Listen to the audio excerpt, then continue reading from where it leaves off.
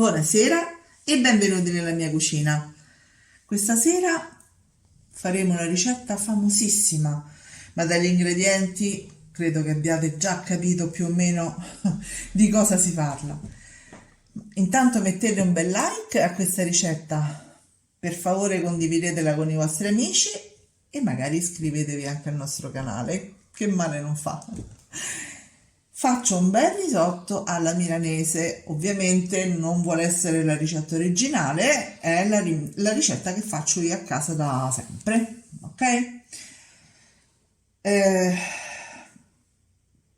Più o meno saranno, vi dico perché più o meno, perché non posso andarlo a pesare bene, no? Ancora sta dentro all'osso, ma più o meno sarà un netto di midollo, ok?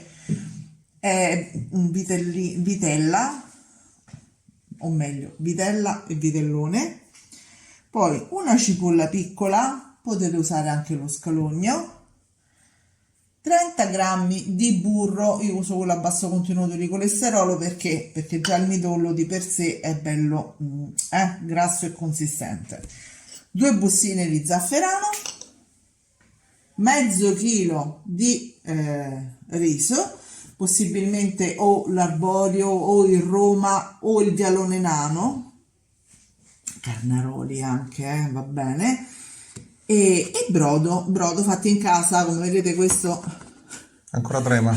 Io lo prendo, quando lo faccio lo metto nelle vaschette e poi lo surgelo e quando mi serve lo tiro fuori, ok? Allora, come primo step andiamo... E sale? Sì, non ho detto? Pardon.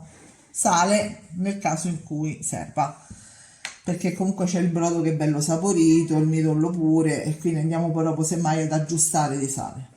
Dicevo, andiamo a tritare finemente la nostra cipolla e a scavare i nostri ossi dal midollo.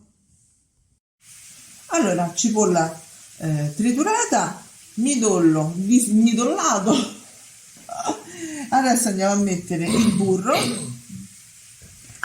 e ci trasferiamo direttamente sui fornelli. Nel frattempo voi, per favore, mi scrivete nei commenti la città da dove ci state guardando, perché io sono sempre tanto curioso.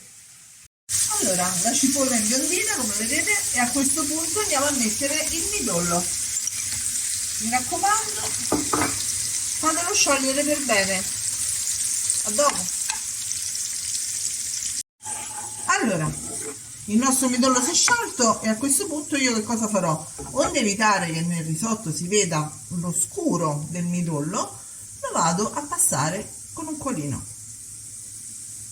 Eccolo qua, l'abbiamo passato e a questo punto andiamo a mettere il riso e lo facciamo tostare. Quello che rimane della cipolla e del midollo, che poi il midollo si è sciolto tutto, è rimasto tutto qua, non lo buttate, che magari può essere carino come decorazione, ok? Quindi andiamo a far tostare il riso per un paio di minuti a fiamma alta e poi aggiungiamo brodo e zafferano.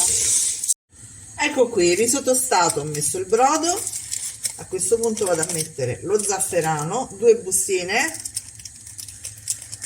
se lo volete ancora più giallo mettetene 3, ma 2 bustine sono più che sufficienti, se no potete utilizzare i pistilli, si trovano in commercio, insomma, però più che altro nei negozi specializzati. Adesso lo andiamo a girare finché non diventa al dente. Ci vediamo dopo. Allora, il nostro risotto è quasi pronto, mancano un paio di minuti. Vado ad aggiungere un pochino di sale perché, come al solito, io tendo sempre a fare tutto piuttosto sciapo. E vado a finire la cottura e lo impiatto. Ci vediamo tra poco. Ci vediamo per l'assaggio. Eccoci, è pronto. Come vi dicevo, metterò un pochino di cipolla con midollo rosolato sopra perché ci sta bene, fidatevi. Ecco qua, il risotto è pronto. Bellissimo. A Ragazzi, questo punto ritocca l'assaggio. sì, per forza. Purtroppo devi fare questo sforzo Lo vuoi con o Senza, senza? senza. Guardare la cremosità. Mm? Eh sì. Vai. Dimmi.